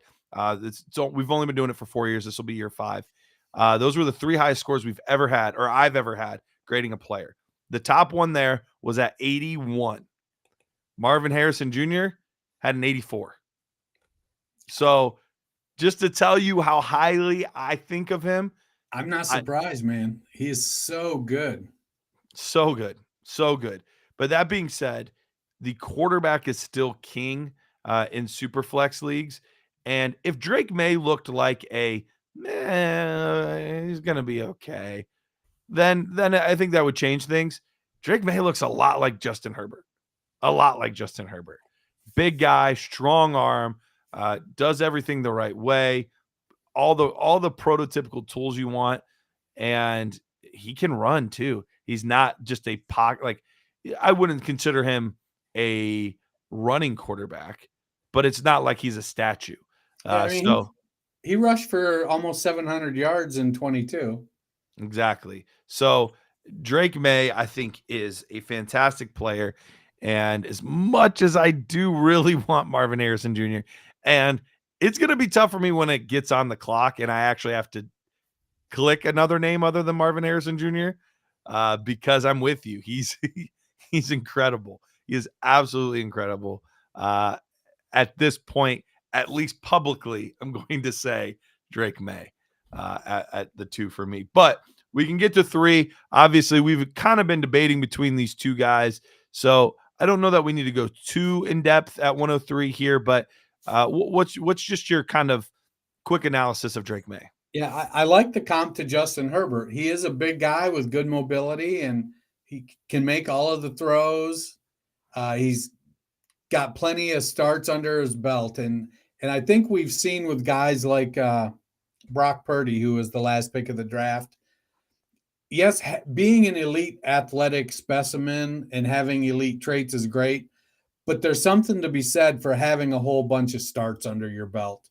Yeah. And May has had 2 years of being the starter. He backed up Sam Howell. He's been starting now for 2 years. Yep. And there's no substitute for actual experience.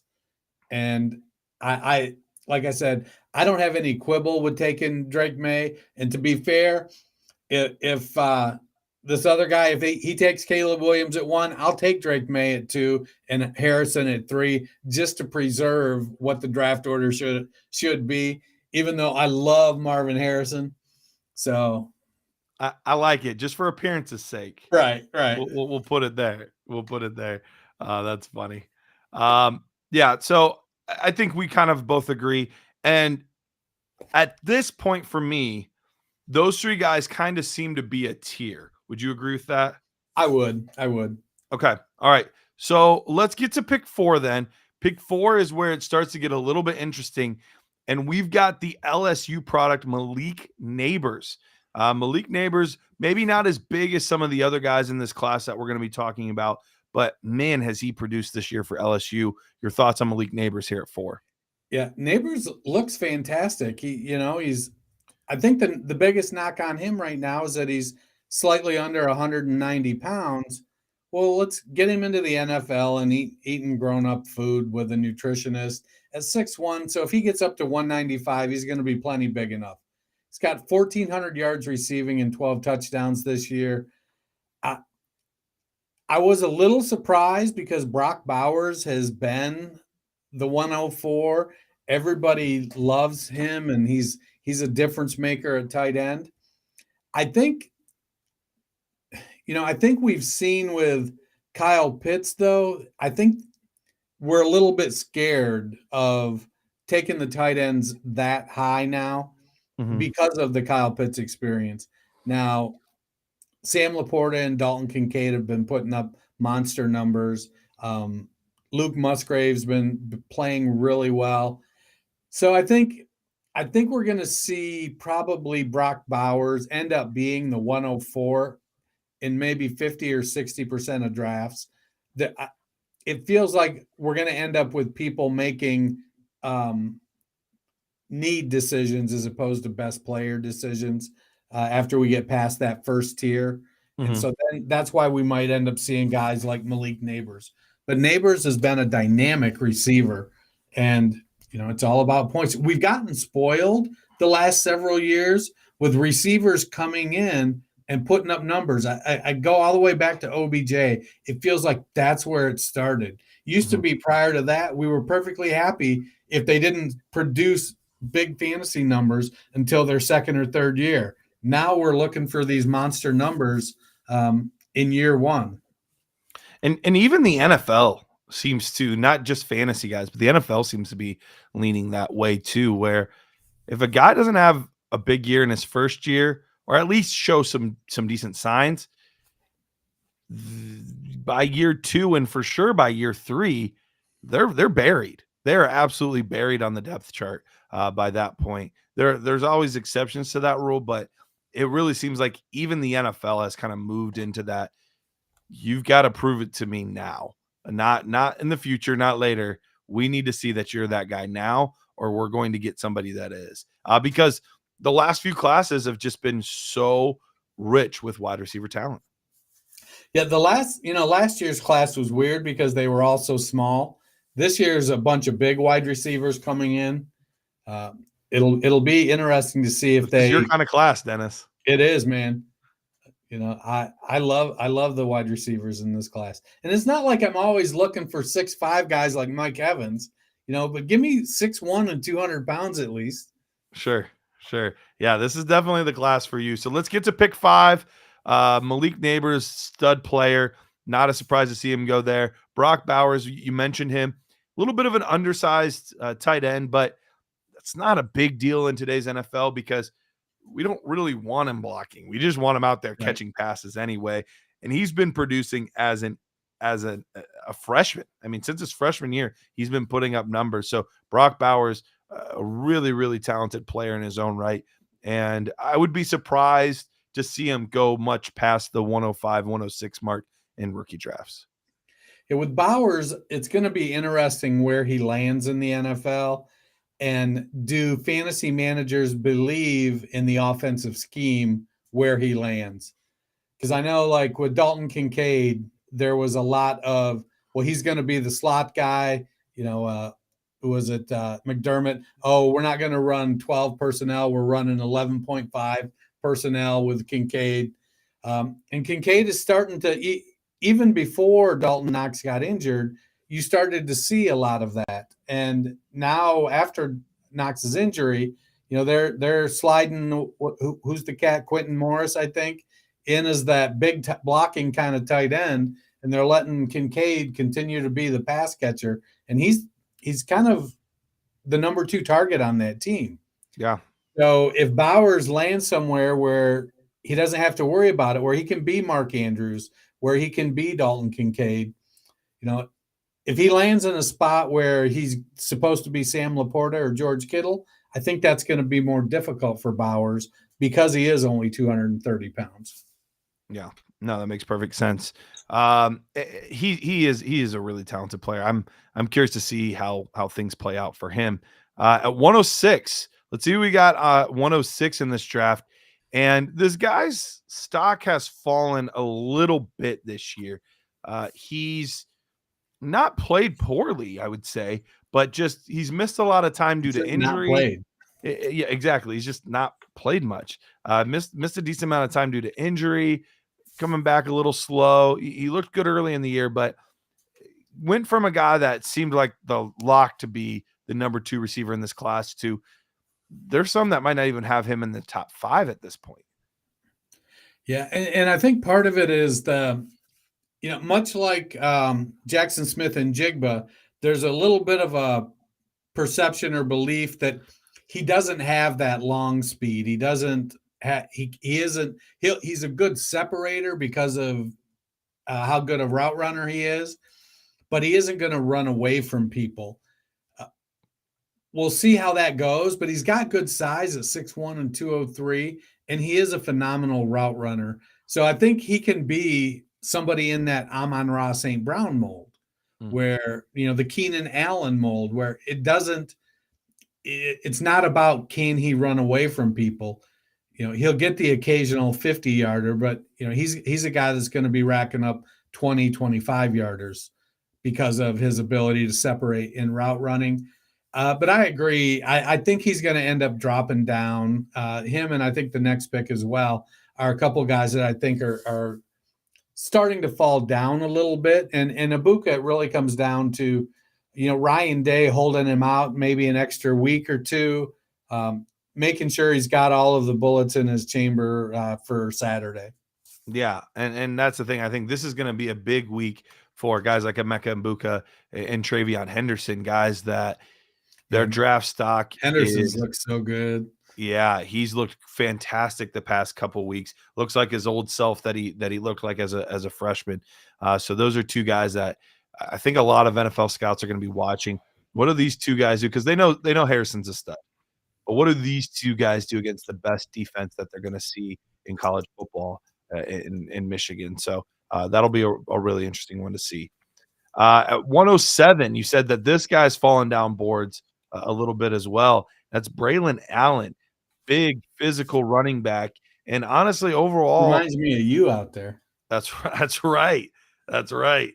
Trucking kids.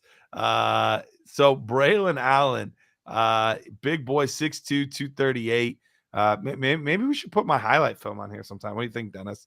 I think that'd be great, man. The old Garret Price highlight tape. But he's had an interesting year. Not the stock for the running back position as a whole has dropped, and this guy's maybe the poster child for it. So a little surprising to see him as the first running back off the board, if I'm being honest. Yeah, Keith Ensminger, the Sming Dynasty, is bought into like what Allen brings to the table, which is that power. We don't expect a ton of pass catching out of Wisconsin backs historically, but part of what's happened this year with the change in coaching with Luke Fickell, the offense has changed. It isn't what it was even last year. And Allen is still averaging the same amount, basically the same per carry average. He's got one less touchdown in 10 games than he had in 12 games last year. So he should surpass that. But the offense is different. He's what, about 80 carries less than he had last year sitting right now. So for me, I like him. He's gonna have to go somewhere where they believe like he's the perfect successor to Derrick Henry. Yeah. Just that's kind of what he is Derrick Henry light. Brandon Jacobs kind of back, 6'2", 238 pounds. He's got decent speed. He's young. He's very young. I think he was like a 17-year-old freshman at Wisconsin, and he's been the starter for 3 years. But I think his style is a little bit old school, and he's going to have to land in the right spot. Yeah, I do worry a little bit that he's going to end up more like A.J. Dillon than he is Derrick Henry. Yeah, that's what I worry about a little bit. We'll see. And I have not done deep into his tape yet to give a strong opinion one way or another. But that's just my hesitation there, is that maybe he's not, lacks the explosiveness. Yeah, that's probably a good way to put it. Got good build-up speed. Yep. Looks like Tarzan, plays like Jane, that kind of thing. All right, let's go to the next pick here in the draft, and we had the quarterback Michael Penix Jr. He's looked really, really good the past few weeks, and I get it. He's an older guy, but it's a little easier to swallow at quarterback because of the longevity of the position. If a guy's 23, 24, that's pretty concerning at running back when it's already like, he's only got a few years. But at quarterback, we expect these guys to play until at least 35. So not really the end of the world for a guy like Michael Penix. But it does beg the question, is he dominating because he's an NFL-aged player as opposed to a college-aged player? So, another older quarterback that came into the league, now not a lot older, but maybe 23, pushing 24. So maybe a year younger than Penix when he came in, was Joe Burrow. Yep. Burrow was at Ohio State for 2 or 3 years before he went down to LSU. And his first year at LSU, he wasn't great. Second year at LSU, he tore it up. Maybe the best college football season ever for a quarterback. So I'm like you. I'm not overly concerned with Penix's age. I think he's going to get very good draft capital, and he's got good size. He throws a nice ball. I'm probably a little more concerned than with his knee injury history than I am his age. So he's had a couple injuries, and this is his 6th year of college. So between an injury year and the pandemic year, he's having a great year, and you got to give him respect for that. I think he's going to be fine as a prospect and as an NFL quarterback. And Lord knows we need some good ones. Yeah, no, I am. I'm slowly hopping on board the Penix train, but it is definitely a little concerning, all the injury history with all the quarterbacks that we've had go down this year. Another one that seems very susceptible to injury is a bit on the concerning side, if I'm being honest. But as far as his game goes, it looks absolutely legitimate. He looks like he could be a very good quarterback in the NFL, especially for fantasy with his athletic ability. All right, 109, next guy. We got another quarterback on the board here. Now, I'm not convinced he's coming out. Right. I have a feeling that he's going to stay another year. Comments have kind of alluded to that. We'll have to see. But for the moment, let's say that Quinn Ewers does come out. Do you like this spot for him? Has he shown you enough at the college level? For me, I think Ewers is probably more in my QB 5-6 range as opposed to QB 4. So I'd probably have him down a couple more spots. I think he's shown some moxie. He's got decent size. His recent diet, he's a little bit thin, so he's got to put a little more beef back on, I think. But he's played okay. He's completing 70% of his passes this year. I just want to see him have like an elite college year. Give me 4,000 yards. Give me 30 touchdowns. Texas has weapons. We shouldn't be, and granted he's missed a couple games with injuries, but we shouldn't be looking at, a 9-game season and thinking, oh, well, but again, he's another one. He went to college at 17 at Ohio State, and he's listed as a sophomore, but he spent his freshman year at OSU early. So that's why he can, he's draft eligible. But I agree. I think we'll probably hear relatively early that he's going back. At least I hope so. So we can get him kind of out of the draft mix here, and he doesn't keep skewing our mock drafts. Yeah, I think Ewers and Sanders, I think both those guys are going to come back another year, clean up their game, refine some things. And plus, if you're a guy like him, you want a shot at the top quarterback. I don't want to be quarterback 3, 4, 5, 6. Right. I want to be quarterback 1. That's it. That's what he was coming out of high school. He was quarterback 1, and I think that's what he wants to be. And right now, I don't think that there's anybody, unless I'm forgetting somebody, I don't think we have any prospects that were like, yeah, this guy's a lock for the top quarterback like we did this year with May and Williams. I don't think we have anybody like that in the 25 class that I can think of. There's some decent players, but nobody led to that level. Yeah, they need to. We're going to have to see next year. We're going to have to see him step up and show that. I think Ewers and Sanders are two great examples of guys we're going to be looking at for that. Absolutely. All right, let's move to 110. We're getting into the bottom of the draft here, and we get Michael Penix's favorite target, Rome Odunze. Maybe not the fastest wide receiver in this class, but man, he is big, he is physical, and he's a really good route runner. Like, finds ways to get open, pretty crafty with the way that he plays the game.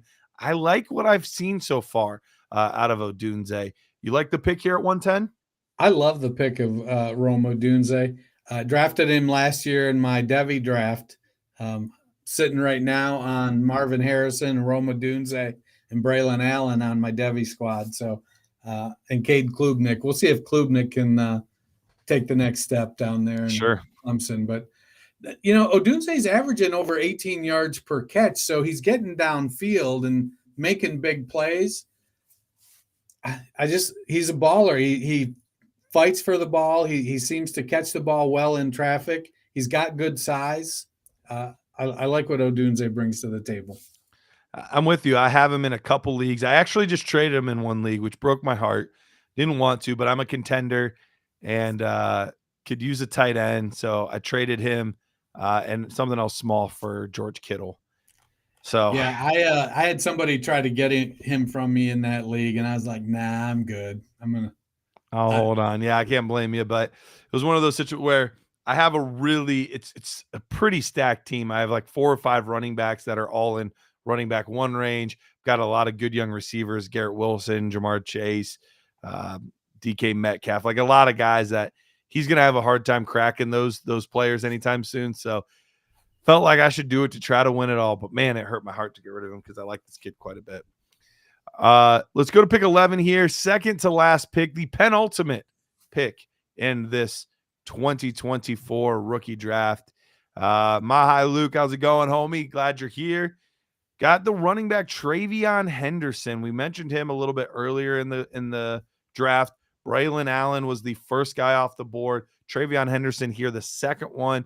Seemed pretty obvious to be the top guy a little while ago, but he falls quite a bit here. And look who got him. It was you. It was me, man. If I can get Travion Henderson at the 111 in rookie drafts, I am going to be. So Henderson, he fell out of favor a little bit because he missed games. Yeah. And it's been wild. You watch, he came back and he has played so well. It's like he's made Ohio State's offensive line look like they can run block. Because while he was out, they could not run block. I mean, Chip Trainum and Mayan Williams and Dallin Hayden were not getting it done. And then Henderson comes back, man, and he's racking up 125, 150. He's taking passes 65 yards. He broke off a 75-yarder. He's just crushing it. And it's like, his measurements say he's 5'10", 210. I just pray he's like at least 5'10". Give me 5. Don't give me 5'9" and 3/4. But when I look at him, I'm like, man, that dude's gonna measure 5'9". He's gonna measure 5'9" and 206, and then he's gonna get dinged for his size. But man, I mean, he's catching passes. He's caught 16 passes. He looks phenomenal. Hey, if he gets dinged for his size, then he moves down draft boards a little bit, and we get him a little cheaper. That's all that means. I'll take that discount, man. He looks good. Yeah, he looks every bit the top back in the class at this point. And granted, I'm saying the top back in the class in a class that we're saying is probably pretty weak at the running back position. Luke, we will recap this first round here right after the last guy that we talk about here at pick 112. Dennis, we've got the transfer from Michigan State, the Florida State wide receiver, 6'4", Keon Coleman. What are your thoughts on this bad mamma jamma? Dude, he has put up some of the most spectacular catches this year. It's hard to really, when you watch him play, it's like, oh, he's a big dude. He moves pretty well. He's got decent speed. But man, some of the catches he's made have been just phenomenal. It's acrobatic. He's making hard catches look easy. Now, as long as he doesn't make easy catches look hard at the next level, I'm down for it. Keep making those big plays, man. Yeah, he looks legit. He looks absolutely legit. I'm going to be interested to see, like, how does he do over the next couple weeks without Jordan Travis? Yeah, it'll be interesting with subpar quarterback play, although poor guy, that's what he had to deal with for most of his career while he was up at Michigan State. He's going to get that again without Jordan Travis, who pretty nasty looking ankle injury there. He was kind of one of those guys that maybe we'll see as like a day 2 quarterback that might get a shot and that kind of thing. We'll see how this injury kind of sets him back a little bit. So hoping the best for him. But I was surprised to see Coleman fall this far. I thought that he was going to be within the top 8 picks. So to see him fall all the way to pick 12 seems like a really good value in my opinion. Yeah, I thought it was great value. And, it's been, about 10 days since this draft published. So we'll see when we do the next one how things start to shake out. Right now, we're spacing it out a little bit. The end of the season's coming. Sure. While we've observed the college season, our guys aren't digging in deep right now. Sure. We're trying to get through the rest of the fantasy season, win some championships. I already reached out to Tristan and was like, hey, man, you're going to need to start thinking about that rookie profile list because, we start rolling out rookie profiles by the end of January. Yep. We don't need to wait till everybody declares because, seniors are coming out and we can do them. Yep, absolutely. Absolutely. All right. Well, let's scroll back up to the top. Let's recap it real quick. Tell you everybody that we had in this first mock draft of the 2024 class. We started off with Caleb Williams at 101, 102, Marvin Harrison Jr. At 103, we had the quarterback Drake May off the board. At 104, it was not Brock Bowers that went, but Malik Neighbors, wide receiver for LSU. Then at 105, we did have Brock Bowers off the board. At 106, who did we have at 106? Emeka Ibuka, wide receiver from Ohio State. Braylon Allen, the first running back off the board at 107. At 108, we had Michael Penix Jr., quarterback from Washington. Quinn Ewers at 109. And then at 110, at 110, we had Rome Odunze, wide receiver. He got paired up with Michael Penix Jr. At 111, Travion Henderson. And at 112, Keon Coleman. So that wraps up the first mock draft of the year. Dennis, this was a fun show, fun one to do right before Turkey Day. Anything you want to tell the good folks out there before we head out for the night?